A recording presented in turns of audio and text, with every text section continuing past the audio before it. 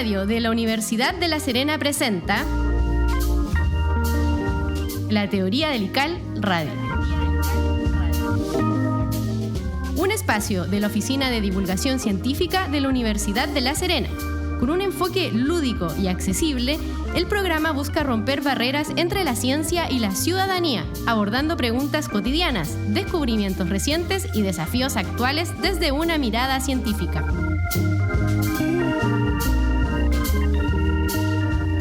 Te invitamos a disfrutar de la Teoría del ICAL Radio.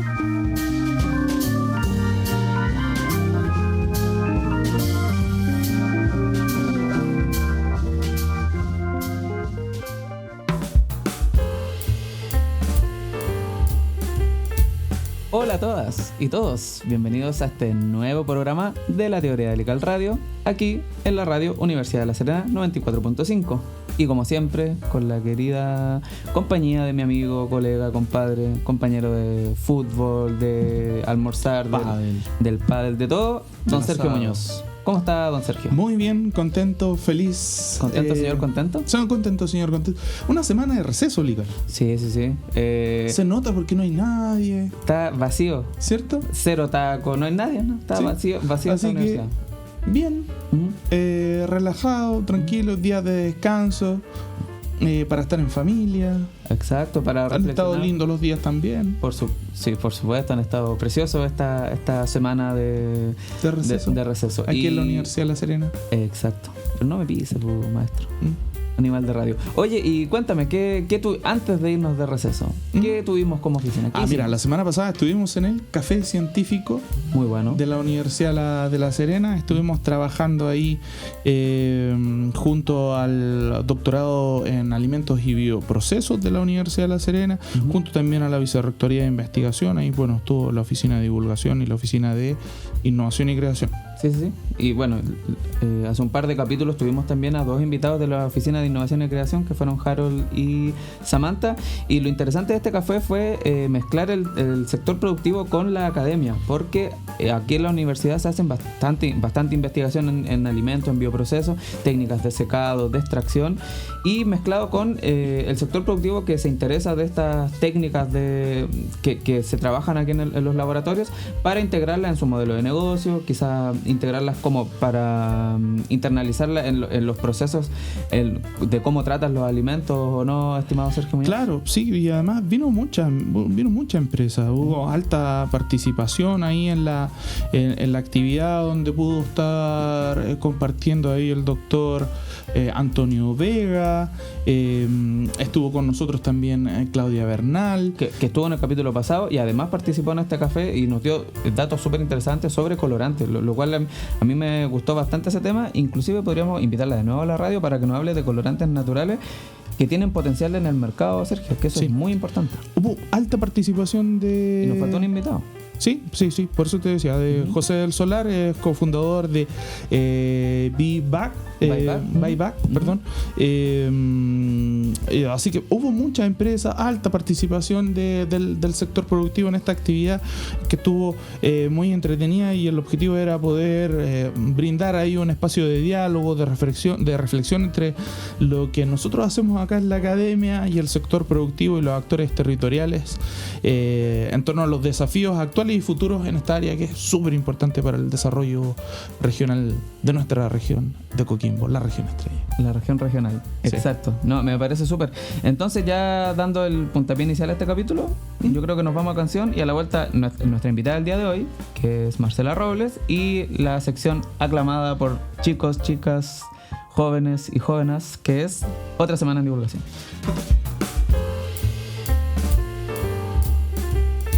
Bien, volvemos acá a la Teoría del ICAL Radio, aquí en la 94.5 Radio Universidad de La Serena, frecuencia modulada, junto al ICAL y junto a nuestra amiga de esta semana. Exacto, esta semana en la sección Otra Semana en Divulgación tenemos a Amanda López, y hoy día, ¿de qué nos vas a hablar, Amanda? Hola Lical, hola Sergio, ¿cómo están? Bien. ¿De receso? ¿Cómo van con esta semana de receso? De verdad que hay menos tránsito en el estacionamiento de la universidad. Sobre todo porque no había nadie, nos pudimos estacionar sin, hasta, bueno, el Sergio como siempre se estacionó, dejó el auto tirado y no había nadie, así que daba lo mismo donde pudiera dejar el auto. Oye, hoy día les voy a hablar de algo que muchos van a recordarse de la escuela. Vamos a hablar de las fracciones. Fracciones. ¿Qué tal les iba en matemáticas? Malísimo, sobre todo mal en fracciones, de hecho. A mí no, me va bien. De hecho, ¿sabéis qué me acuerdo de las fracciones? A Don Ramón. A Rondamón, que dibujaba ñoño y pasaba el tren. La mitad de ñoño. Medio ñoño. Medio ñoño. Dos medios. Un cuarto de ñoño. Claro. Sí. Ya. Entonces las fracciones. Y cuéntanos sobre las fracciones, Amanda. Mira, esa temida parte del todo que se parecen porciones de pizza, pero que a veces van a dar un poquito más de dolores de cabeza a algunos, más que hambre. Y lo mejor es que hoy no hablaremos de fracciones para sufrir, sino que para entender por qué aprenderlas cuesta tanto y cómo el conocimiento de quienes enseñan matemática puede hacer la diferencia. Todo esto gracias a una investigación liderada por los académicos Palmenia Rodríguez y Carlos Navarrete, que son del Departamento de Matemática de la Universidad de La Serena. Oye, Amanda, ¿y nos podrías contar más o menos de qué va este estudio, en qué consiste? Claro. Mira, esta investigación se preguntó cómo influye el conocimiento de los profesores sobre fracciones y sobre cómo enseñarlas. Cómo influye esto en el aprendizaje de sus estudiantes.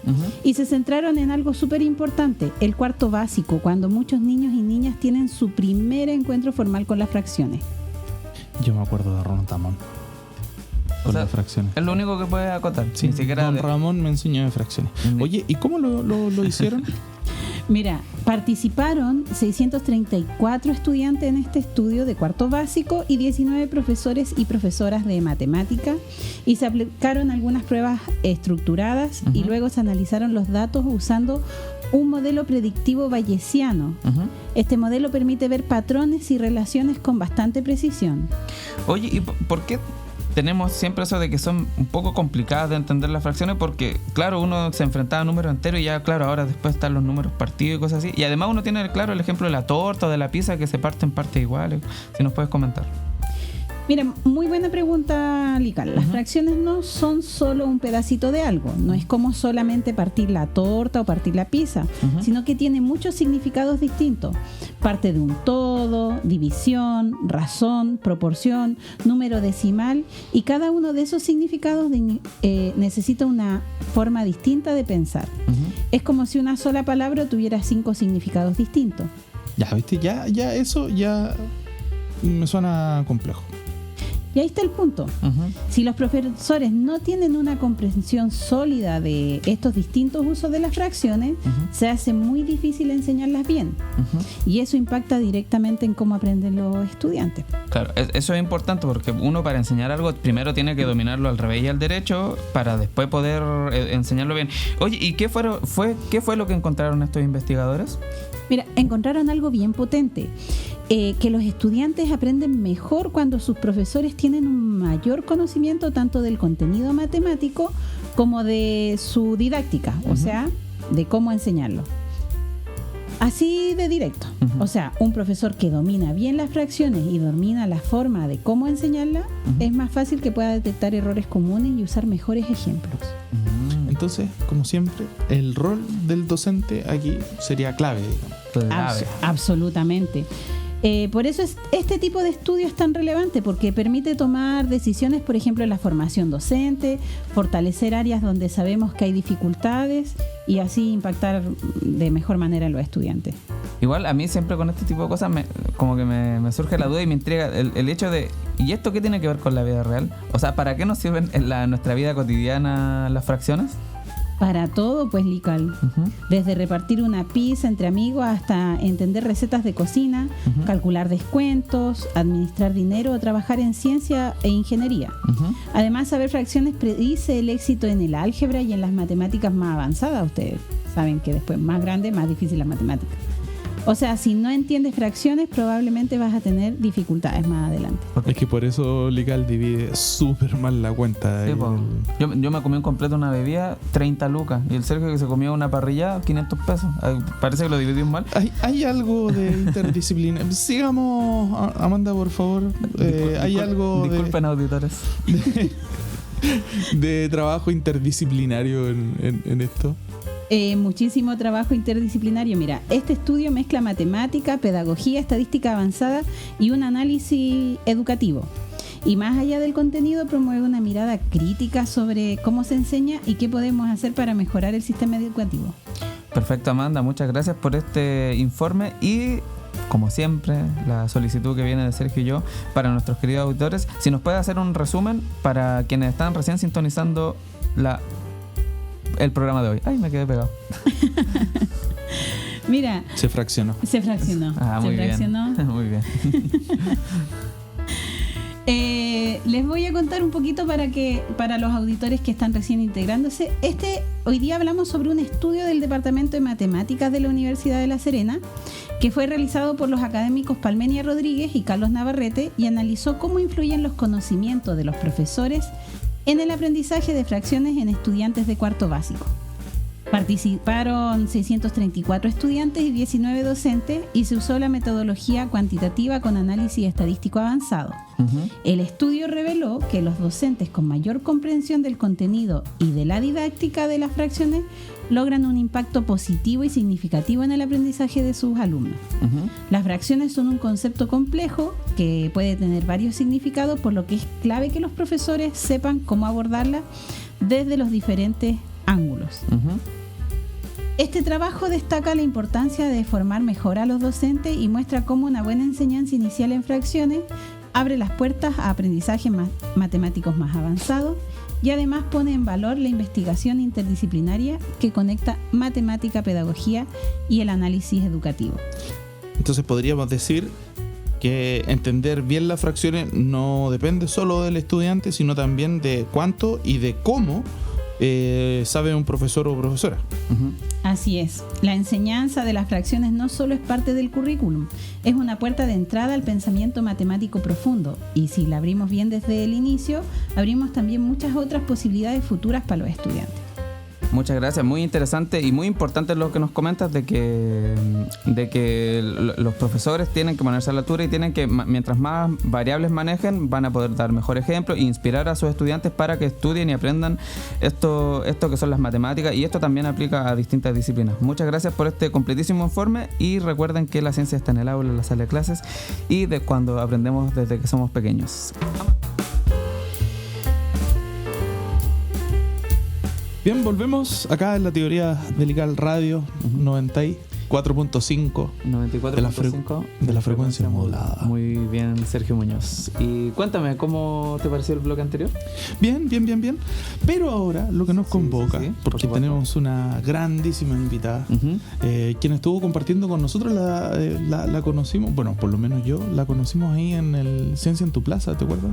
Sí, hace un par de semanas tuvimos el evento de divulgación que procuramos hacerlo todos los años, que es Ciencia en tu Plaza, que es llevar un trocito de la universidad a la Plaza de Armas, y quienes visitan este espacio de la plaza pueden conocer algunos laboratorios, iniciativas, proyectos, etcétera, de aquí de la universidad. Y sí, ya sin más preámbulo, le damos el pase a nuestra invitada del día de hoy, Marcela Robles. Marcela, ¿cómo estás? Hola, muy bien, muchas gracias por la invitación. Estoy muy contenta de estar acá. Feliz. Qué bueno. Académica del Departamento de Ciencias Sociales, uh-huh, que es de la facultad de la FACSEG. Sí. Esa es mi facultad. Uh-huh. ¿Y en qué carrera en particular? Yo trabajo en la carrera de Pedagogía en Historia y Geografía. Ah, súper. Vamos a hablar de historia y geografía hoy día. Sí, pero más geografía. Más geografía, ¿sí?, que historia. Muy bien. ¿Sí? ¿Cómo te iban en historia y geografía en el colegio? Me iba bien. Cuando eran solo 13 regiones. Sí. Chile tricontinental. Se complejizó. Sí. Y bueno, partamos en materia ya para no aburrirnos a nuestra audiencia. Respecto al tema de los humedales, porque nosotros en la región tenemos, son varios humedales los que están, y además están emplazados dentro del, como por decir, radio urbano, no sé si estará bien el concepto. Sí. ¿Y qué entendemos por un humedal y por qué son tan importantes? Porque siempre hablan de que hay mucha biodiversidad, de que hay que cuidarlos, pero ¿cuál es la función de un humedal y por qué son tan importantes para nosotros como especie? Bueno, básicamente los humedales son todos los cuerpos de agua. Uh-huh. Estos cuerpos de agua pueden ser de agua dulce, salobre o salada, y ya cuando hablamos de agua salada uno dice, wow, el mar también puede ser un humedal. Sí, perfectamente sí. Y también pueden ser naturales y artificiales. Uh-huh. Ahora, los humedales, según donde estén emplazados, prestan también servicios ecosistémicos. Uh-huh. Esos servicios ecosistémicos, es decir, que los humedales nos dan un soporte, es decir, el territorio donde nosotros estamos emplazados, nos ofrecen también una provisión.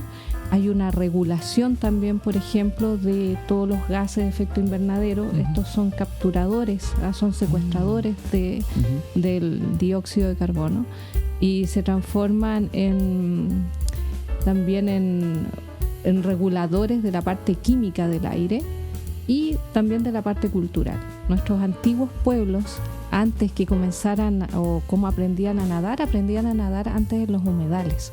Y después, cuando ya sabían, se lanzaban al mar. También, por ejemplo, cuando hay eventos sísmicos, por ejemplo un tsunami, uh-huh, estos también ayudan a que la ola pueda irse también por los humedales, ¿cierto? Uh-huh. Ir reteniendo un poco esta energía. Uh-huh. Entonces, cuando tú ves que hay construcciones en estos sectores, tú dices, es lo peor que pueden hacer. Uh-huh. Es decir, porque nos prestan una cantidad de beneficios, ¿ah? Entonces, el cuidarlo es para nosotros muy, muy importante. Uh-huh. Sí, ahí, bueno, ya nos adelantas un poquito que tú estás trabajando ahí con humedales, pero ¿cuáles son tus líneas de trabajo, de investigación, de búsqueda, a lo mejor ahí? Mira, bueno, yo conocí los humedales básicamente en un proyecto que fue un fondo de protección ambiental, ajá, del Ministerio del Medio Ambiente, que me pidieron que hiciera como un levantamiento base, es decir, uh-huh, como conocer el entorno geográfico donde están emplazados los humedales. Y de esto ya hace más de 10 años que trabajo con la gente de biología, con Carlos Zuleta y su equipo. Uh-huh. Y bueno, mi línea fue un poco de irme metiendo gracias a Carlos, de ir, gracias a estos levantamientos geográficos, de irlos conociendo. Y ahora en mi tesis de doctorado trabajé el tema de la geoconservación, es decir, y del patrimonio, uh-huh, que es como un concepto muy amarrado. Es decir, cómo nosotros conservamos espacios que son naturales, que están en un territorio, pero agregándole conceptos que son geográficos también. La parte de litología, la parte hidrológica, la parte geológica, todos los elementos que nosotros decimos abióticos, uh-huh, lo que no tienen vida, uh-huh, versus los que tienen vida, para poder complementarlo y hacer un territorio integrado. Porque muchas veces es como que nosotros nos sentimos como enajenados de la naturaleza, como que no somos parte. Uh-huh. Y nosotros somos naturaleza. Y nosotros analizamos nuestro cuerpo, tiene una gran cantidad de agua, y los elementos minerales también que corren por nuestra sangre, entonces nosotros somos parte de. Entonces estoy trabajando como bien fuerte en esa línea de lo que es un poco del patrimonio, pero no de este patrimonio cultural, sino que más de un patrimonio que es desde un punto de vista más geográfico. Claro, porque, bueno, ¿recuerdas el capítulo pasado cuando hablamos con la profesora Claudia que nos hablaba de la multidisciplinaridad? Aquí, claro, nosotros tenemos elementos biológicos, especies, aves migratorias, aves que viven ahí, aves que hay que conservar, por cierto, pero también, claro, nos comenta esta parte como del terreno en sí, de dónde están ubicados. ¿Cómo nos comportamos nosotros como personas cerca de un humedal? Porque hay gente que, no sé, bota basura en los humedales. Va a tirar perritos. O pasan en jeep y meten bulla, y eso altera un poco el ecosistema. Sí. Y importante que desconocía el tema de que aprendimos, o sea, nuestros antepasados aprendieron a nadar en el humedal. O sea, un humedal puede tener una perspectiva tanto desde nosotros como personas y nuestro comportamiento, desde la visión de planificación urbana hasta la propia biodiversidad. Entonces es interesante ver cómo distintos actores, distintas disciplinas comulgan para proteger y entender cómo funcionan los humedales. Sí. Y tú en particular, ¿en cuál humedal has trabajado acá en la región? ¿O cuál es el donde estás trabajando? ¿Cuál es el regalón? El regalón, claro. Uy, a ver, mi regalón puede ser el Elqui, pero estoy trabajando con todos los humedales costeros. Son 13. Son 13. Sí. Entonces ha sido desde que les conté, trabajo en terreno, visita, cartografiar. Entonces, bueno, el más cerquita es Elqui y es uno como el que uno más defiende. Y también por invitación por la ilustre Municipalidad de Coquimbo, también comencé a trabajar hace tiempo con Culebrón. Con Culebrón, Entonces, como uno dice, ya es parte de este mix del territorio de La Serena y Coquimbo, trabajar con Elqui y Culebrón. Sí, y en estas zonas que son como la nuestra, que son especialmente ya semiáreas, áreas, ¿cierto? ¿Qué funciones cumplen estos humedales?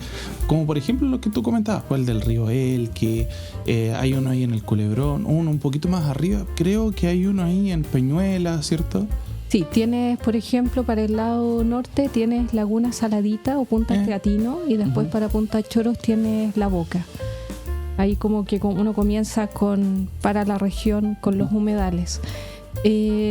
Básicamente cuando nosotros podemos recordar el terremoto, el más reciente que vivimos, que fue con tsunami, nosotros pudimos observar que la ola del tsunami entró por el humedal del Culebrón. Entonces ese ayuda a retener lo que les comentaba anteriormente, lo que son, por ejemplo, eventos importantes como el tsunami. Pero el tema es cuando están sucios, cuando no están cuando están con construcciones, es un desastre, porque en vez de ayudarnos, nos juega un arma de doble filo. Sí. Entonces, además el gasto para dejar el terreno adecuado para la construcción, porque me imagino que no son suelos sólidos o suelos donde de buenas a primeras uno puede llegar a construir. Me imagino que hay que hacerle un tratamiento, estabilizar el terreno. Exacto. Y en ese estabilizar el acceso de los camiones, levantamiento de polvo, o sea, no es... o sea, tiene como muchas aristas el daño ecosistémico que estamos haciendo a nivel de especie y con nosotros mismos, las personas viviendo al lado de un humedal, porque me imagino que hay humedad en el aire y eso puede afectar la construcción, que salgan hongos, como ese tipo de cosas, ¿no? Sí, bueno, la calidad de los suelos, porque como tenemos diferentes tipos de suelos, estos son suelos como, uno dice, como más fangosos, porque cuando uno observa toda la avenida del mar y como que si le quitáramos o pudiéramos retroceder en el pasado, podríamos observar que eran zonas de dunas. Claro. Entonces, cuando uno dice, ¿qué pasó acá? ¿De dónde aparecieron tantos, de repente, departamentos y de diferentes alturas? Uno dice, el daño que se generó en el ecosistema, porque cuando fue el evento del tsunami, yo fui a visitar la Avenida del Mar al día después, porque yo quería ver qué había sucedido. Y ahí uno dice, qué lindo es vivir cerquita de la playa, qué sé yo, tener un apartamento ahí, pero después dije, no, definitivamente no. Es decir, es lo más terrible, pienso tener una propiedad en estos lugares y también cercanos a las zonas de humedales, porque una vez le comenté a una ex concejala de la ciudad de La Serena, que me dijo, bueno, ¿para qué sirven los humedales? Yo dije, bueno, ¿qué más? Porque tenemos una ley que es de humedales urbanos y es los municipios son los que tienen que hacerse cargo del cuidado de ellos. Pero los municipios siempre se quejan de la poca cantidad de dinero que tienen, que son muy exiguos. Entonces, como quién fiscaliza, quién regula, como tú comentabas, de que la gente va a tirar basuras, animalitos, o que entran con parlantes, es como quién controla. Y yo creo que básicamente es un poco el rol que tienen nuestras instituciones, como las universidades y colegios, de hacer un poquito un mea culpa. Nosotros estamos fallando también en la educación, porque la ciencia también está fallando, porque la ciencia no puede quedar solamente en estos estamentos y no bajar a las personas. Las personas también hacen ciencia, pero no se les considera porque ellos también conocen sus lugares. Entonces acá falta esta imbricación, esta unión entre la sociedad civil y también con este mundo académico en el poder forjar una verdadera sinergia de aprendizaje, es decir, cómo sentirnos parte nosotros de la naturaleza. Ese es un cambio ya a nivel epistemológico del pensamiento que es profundo. Claro, y toma años y como dices tú, que todos los actores involucrados en educar a la sociedad estén de acuerdo y además se impliquen, como dices tú, en que la ciudadanía en general conozca estos lugares, conozca su importancia en el espacio y que no es solo algo que nos atañe a nosotros como especie humana, sino que también a todos nuestros colegas, perros, no sé, pajaritos, fauna acuática. Sí, yo quería consultar, tú nos hablabas de 13 humedales. ¿Alguno de ellos está protegido ya? Sí, bueno, tenemos varios que están con un tipo de protección que se llama Ramsar, que es como una protección que es a nivel internacional, en el cual uno postula como al humedal que uno quiere proteger. Con una ficha que es técnica y señalando por qué ese humedal es importante de que tenga este reconocimiento a nivel internacional. Por ejemplo, está la salina de Huentelauquén, están los humedales del estero de Tongoy también, que conforman este grupo Ramsar, y también esta categoría de humedales urbanos. Lamentablemente el humedal urbano del Elqui ha sido cuestionado por esta forma de protección que es a nivel nacional, porque básicamente se señaló que no cumplía o los indicadores con los cuales había sido protegido no estaban como muy claros en la parte técnica, ¿no? Y además el polígono, la extensión, porque uno a veces ve el humedal como el cuerpo de agua cercano a lo que puede estar al mar, pero uno tiene que pensar que este humedal es alimentado desde una cuenca superior, es decir, donde nace un río, hasta que va a llegar a una desembocadura, que en el caso de esto. Sin embargo, el Elqui fue cuestionado. Y ahí uno ve también intereses económicos que hay, porque son empresas inmobiliarias las que fueron a tribunales ambientales para, digamos, apelar a la categoría de urbano del Elqui. Entiendo. Y un poco conectando el tema inmobiliario con el crecimiento urbano que ha presentado la región, porque nuestra región en poco tiempo ha experimentado un crecimiento acelerado al punto que desordenado. Sí. Claro. Entonces, ¿cómo ha sido este proceso y qué implicancias tiene en el terreno? Porque, por ejemplo, me acuerdo que cuando uno iba desde, no sé, Cuatro Esquinas hacia la playa o bajando por el faro, uno veía hartos usos agrícolas que habían hartas plantaciones y ya estos terrenos se han ido perdiendo para convertirse en edificios y un crecimiento acelerado y desordenado. ¿Cómo ves tú si quizás faltó más planificación, zonificar mejor el espacio? Si nos puedes comentar. Sí, bueno, se ve claramente que, como era lo que hablábamos un poquito anteriormente, el tema de lo económico. Es decir, ¿qué prima en una ciudad para poder hacer las construcciones y hacia dónde crece una ciudad? Porque esto es como una demanda de suelo y esa demanda, claro, tiene un costo, un valor y no menor.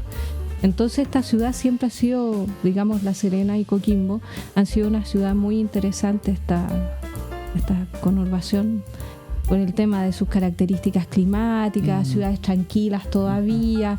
Bueno, ahora escuchamos de portonazos y otros crímenes que antes para nosotros era como muy extraño escucharlos, o no existían, básicamente. Pero hoy en día esta presión inmobiliaria, es decir, esta ciudad que ha crecido, es utilizando estos suelos que son agrícolas.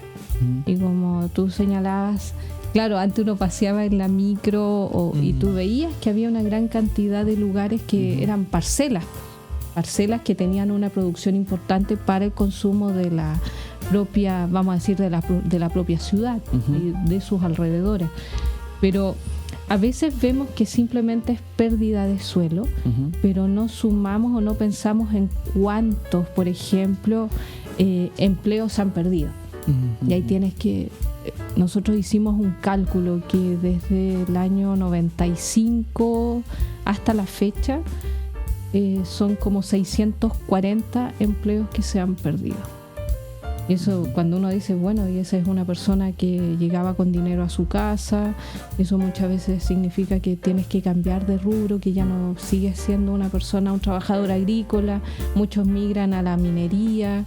En términos espaciales genera una fragmentación de las familias o una segregación espacial, porque te tienes que cambiar también de barrio, irte a otros lugares, eres expulsado de muchas partes del territorio. Sí. Que además la sequía también nos ha perjudicado para el tema agrícola, ¿no? Sí, pero creo que nuestras políticas de cómo cuidamos el agua también es un tema muy importante. Es decir, nosotros tenemos un código de agua en el cual aparece que el agua es un bien privado y un bien público. Es una dualidad absoluta. Entonces, cuando tú tienes esa dualidad, se dice, bueno, ¿es privado o es público? Claro. ¿Y por qué? ¿Cuánto me cobran?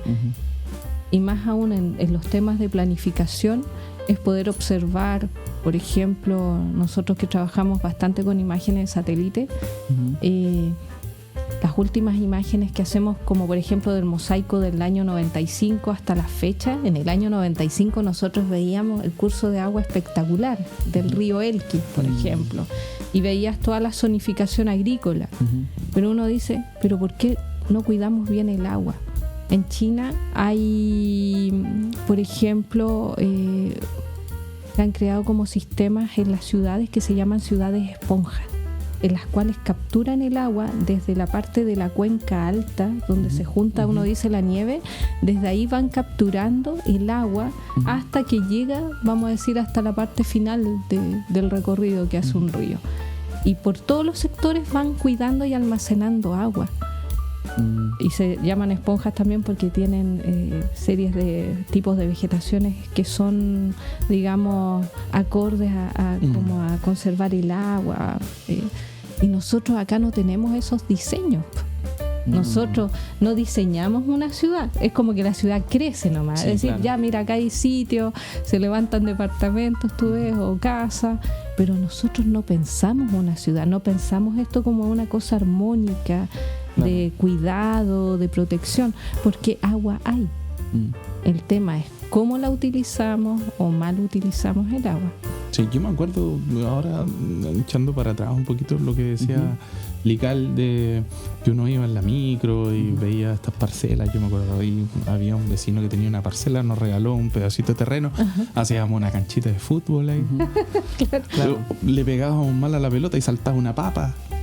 Por ejemplo, sí. O te pegabas en los pies mientras con algún tipo de vegetación. Y también, claro, iba a la cuenca del río a tomar agua o refrescarte después de la pichanga con los amigos. Cuando había agua en el río, había agua. Sí, o sea, me acuerdo cuando chicos, hasta nos bañábamos en el río y habían unas piedras y uno se tiraba un piquero, la gente iba como a hacer picnic y como que había ese concepto de comunidad y porque estaba el río. De hecho, el río era peligroso, también era como, oye, anda con cuidado en el río porque si te agarra la corriente te podías ahogar y todo eso. Y ahora no puedo pasar a pie y llego seco al otro lado y no, lo cual es muy triste, por cierto. Quizás no deberíamos reírnos, pero sí, ha cambiado la ciudad y conectándolo con lo que tú decías, que como que dejamos que crezca. La otra vez en el podcast que nos pueden seguir en YouTube, hablamos con el profe Alejandro Orellana de, por ejemplo, la cantidad de tacos que hay en la ciudad, porque los accesos no están pensados, porque no hay una buena planificación a nivel de los recorridos que hace o sea, un buen sistema de transporte que te obligue quizás a no salir en el auto, porque todos queremos salir en nuestro propio auto, y lo cual genera tacos interminables. Por ejemplo, ayer con Sergio nos fuimos desde la Plaza de Abasto hasta cerca del puente Vicente Zorrilla, 1 hora en el taco. ¡Oh, qué mal! Y sin taco esos son menos de 5 minutos. Y es precisamente porque dejamos, y quizás, claro, conectándolo con el tema del agua, con el tema de la planificación urbana, quizás anticiparnos y anticiparnos al problema, zonificar mejor y no como ir improvisando con las herramientas que nos tocan. Sí, igual fíjate que uno dice quienes también usan el agua, porque vemos tan poca agua, también es la industria minera. Entonces ahí tú tienes que, para sacar tal cantidad de toneladas de un mineral, es enorme, o sea, el agua que necesitas. Entonces cuando uno dice ¿por qué falta agua en el río? Bueno, ahí tenemos también cómo la estamos usando. Marcela, y en ese sentido, tú nos hablas un poquito de la pérdida del suelo, ¿cierto? ¿Por qué es tan grave y a lo mejor qué consecuencias tiene en lo local esta pérdida de suelo? Bueno, si lo miramos desde un punto de vista económico, cuando pensamos, porque nosotros somos los que habitamos el territorio y son esas personas que trabajan, decimos inmediatamente, son personas las que ya se quedaron sin este empleo. Que yo les daba una cifra. Y también eso tiene una pérdida para nosotros en millones de dólares. Yo, acá está. Por ejemplo, la pérdida de valor productivo son 415 millones de dólares. El valor promedio del suelo agrícola que se ha perdido son 2.310 hectáreas. Y los empleos, por ejemplo, una ganancia de las inmobiliarias en la parte urbana son 2.890 millones de dólares.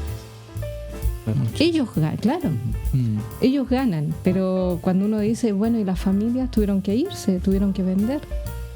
Y nosotros sabemos también que en una ciudad lo que es la vegetación ayuda a refrescar también, a ventilar, a bajar las temperaturas cuando son tan altas.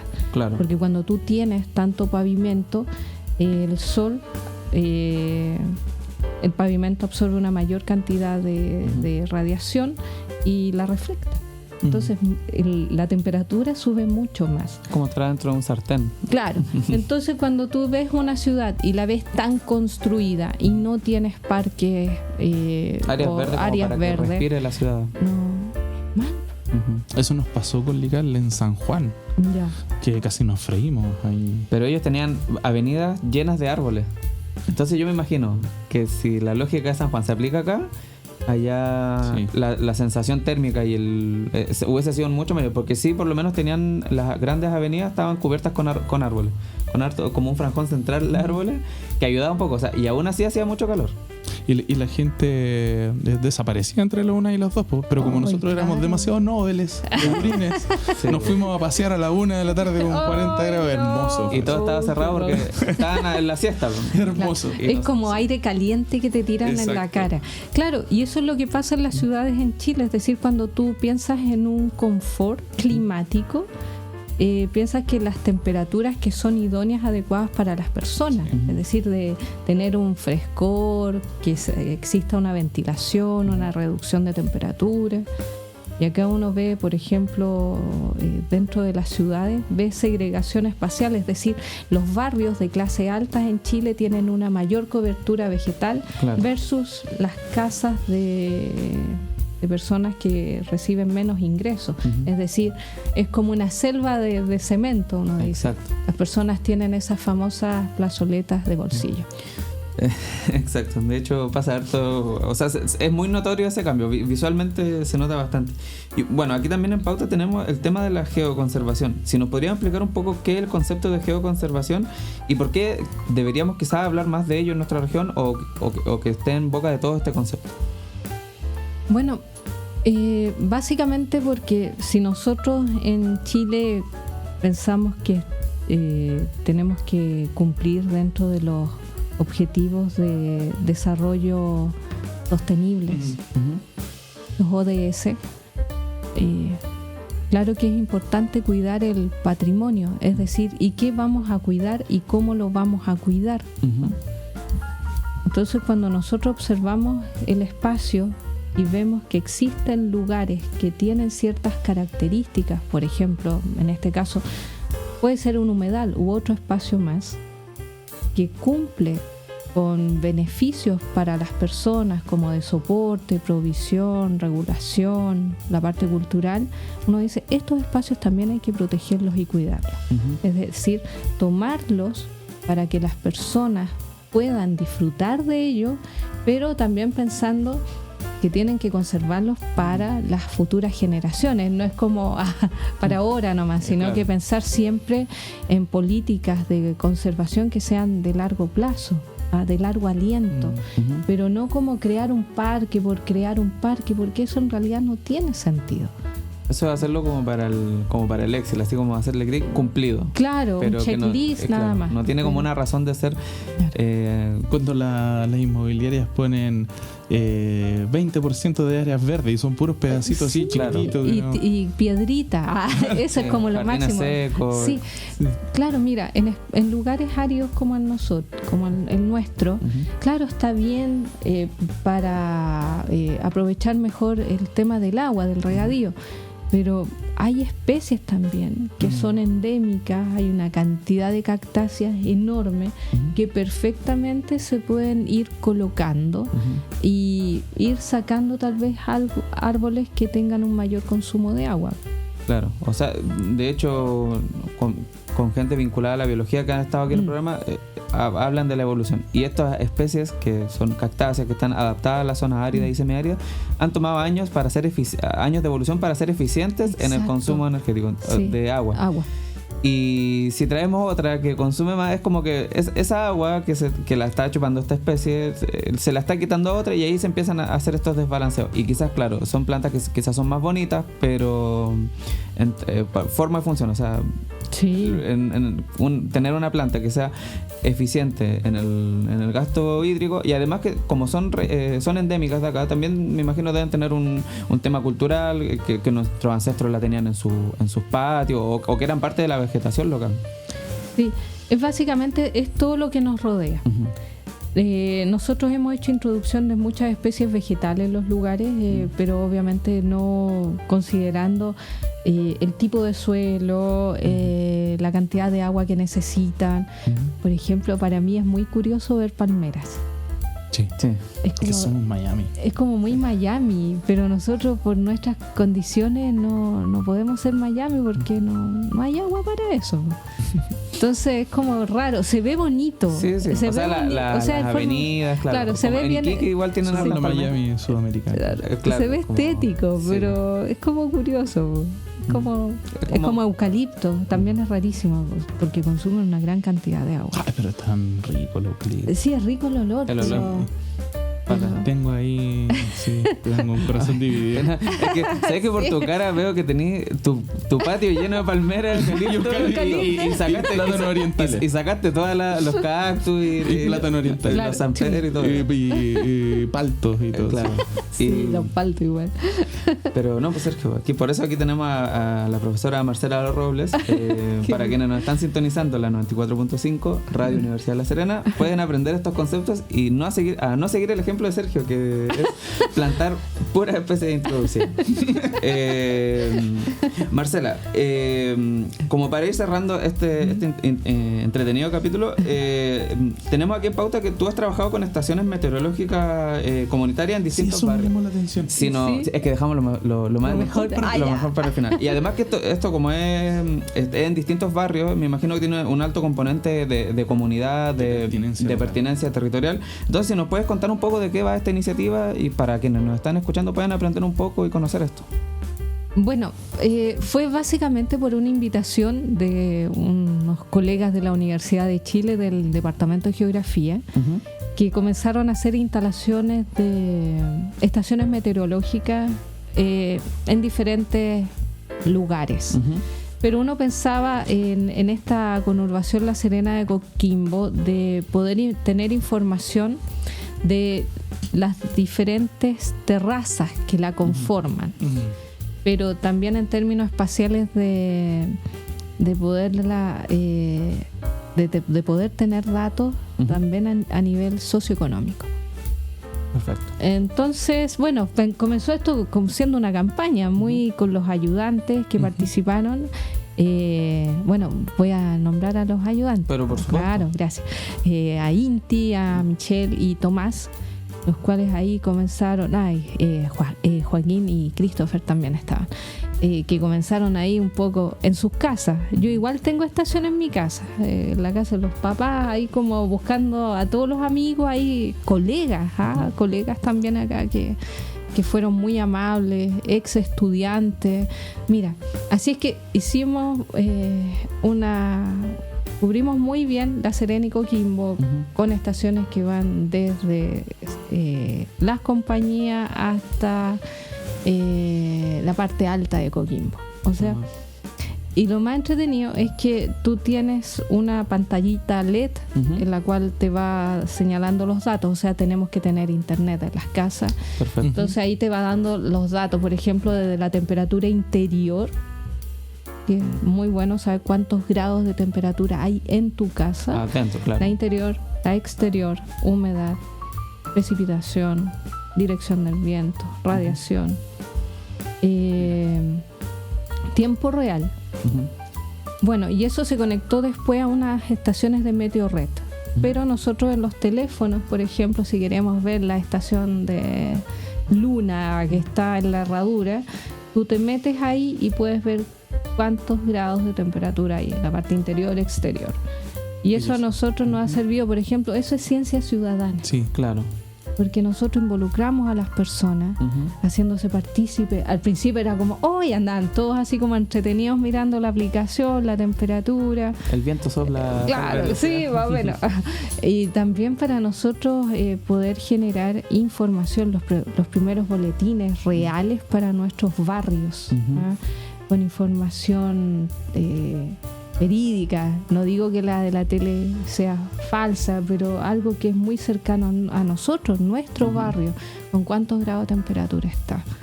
Bueno, y ahí uno ve también las diferencias que o sea, hay. pese a que estamos en un radio igual de pocos kilómetros de distancia, igual me imagino que hay hartas variaciones. Sí, porque claro, tú si estás más cercano a la costa, la temperatura baja un poquito más. Si estás subiendo a tal hora y estás en las terrazas, en la última terraza donde está la Florida, y también tienes otro indicador, otro valor más. A veces nosotros allá tenemos sol y acá está nublado, y tenemos, y en el mismo rato, o sea, eso nos pasa siempre. El Lical vive ahí en el humedal costero. Sí, siempre viene vestido como hijo único. Y llega acá muerto, aquí a la colina, y llega con los bigotes mojados, claro, sudados, de los bigotes, caminar, los lentes empañados. Claro, en cambio Sergio viene con chor y polera porque él vive en Alto del Sol, entonces no, pues ese es otro microclima. Claro. Sergio tiende su ropa y a los 15 minutos ya está seca. Acá se demora días en que se seque la ropa. Mira, con una aplicación así podríamos determinar si bajo a La Serena, claro, más aplicado, más apligadito, ¿no? Que se llama EcoWit. ¿Y eso lo puedo descargar? Sí, se descargan y ahí después nosotros les enseñamos. Podemos darle ahí los tips de cómo descargar EcoWit.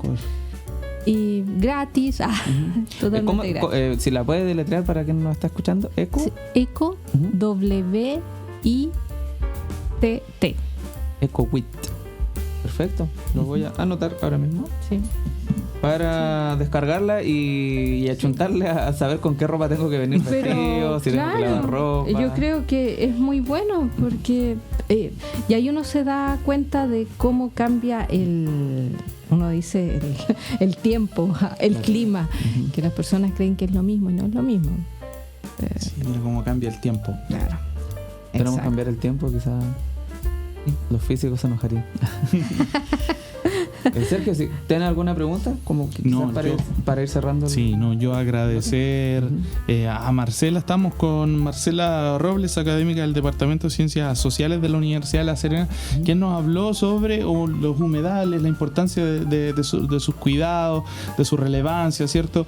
Crecimiento urbano, pérdida del suelo también agrícola. Hablamos un poquito de geoconservación y de estas estaciones meteorológicas comunitarias muy interesantes. Sí, me pareció un interesante capítulo. Repasamos un poco ahí de lo que hace la profesora. Y bueno, y si quedaron cosas en el tintero, La podemos invitar nuevamente. Sí, la invitación siempre queda abierta. La puerta del locutorio siempre está abierta para que puedas venir y quizás comentarnos otra arista, otro material que estés trabajando y educar un poco y comentárselo a la comunidad y a quienes nos escuchan. Marcela, ¿si tienes algunas palabras? Mira, más que agradecida, fue muy grato estar con ustedes, muchas gracias por la invitación y creo que siempre es una muy bonita instancia de poder transmitir lo que uno está haciendo y todas las cosas que tal vez otras personas se puedan interesar. Así que muchas gracias a ustedes. Y nos ganamos una aliada para la divulgación. Por supuesto, para el Día de la Ciencia, para la Ciencia en tu Plaza, para todas las actividades que nosotros como Oficina de Divulgación preparamos para llevarle un poquito de la universidad a la ciudadanía, o bien que vengan a la universidad a conocer los laboratorios, las instalaciones, los talleres, los académicos y quienes hacen investigación por y para las personas y para la comunidad con pertinencia territorial y alcance global.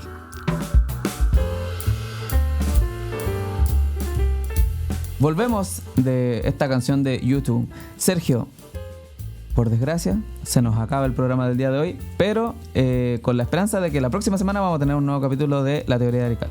¿Palabras al cierre? A esta misma hora, en este mismo canal. ¿Podríamos pedir una hora más o no? ¿Otra hora? Sí. Por supuesto. O que nos tiran a la hora del taco ahí para que nos escuchen en el auto. Acompañar a la gente, sí. Exacto. Sergio, para quienes no alcanzaron a sintonizar el día de hoy, 2 consejos. Primero, que nos sigan en redes sociales, porque en redes sociales nosotros subimos todo este contenido. Vamos subiendo capítulo a capítulo para que estén atentos por si no lo alcanzaron a escuchar en vivo. Sí, y además que estamos compartiendo material, estamos compartiendo también mucha divulgación, convocatoria a distintos eventos muy entretenidos y muy interesantes. Por supuesto, así que si no quieren quedarse fuera de los eventos que nosotros realizamos como oficina y de las actividades que tiene la universidad para con ustedes, síganos en redes sociales Divulgación U Serena, en nuestro canal de YouTube, en Instagram, en LinkedIn, en Twitter, en Facebook. Nos pueden encontrar ahí y enterarse de los distintos capítulos y todas las iniciativas que tenemos para ustedes. Resumen del capítulo de hoy. Sí, hoy hablamos, Amanda partió este capítulo hablando de fracciones. Mira, me fraccioné un poquito. No, yo me fraccioné, me quedé pegado, me quedé sin saber qué decir.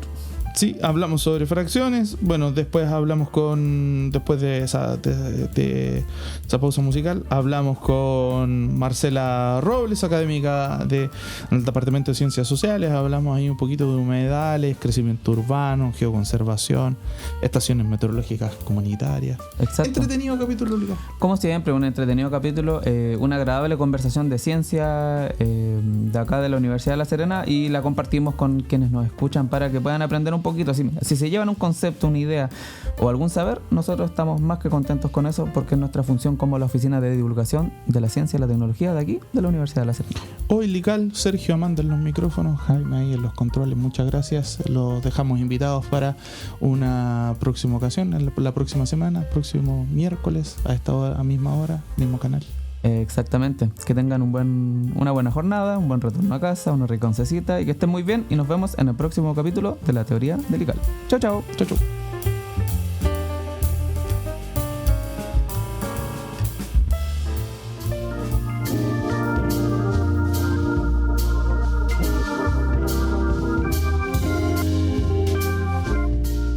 Radio de la Universidad de La Serena presentó La Teoría de Lical Radio. Un espacio de la Oficina de Divulgación Científica de la Universidad de La Serena. Con un enfoque lúdico y accesible, el programa busca romper barreras entre la ciencia y la ciudadanía, abordando preguntas cotidianas, descubrimientos recientes y desafíos actuales desde una mirada científica.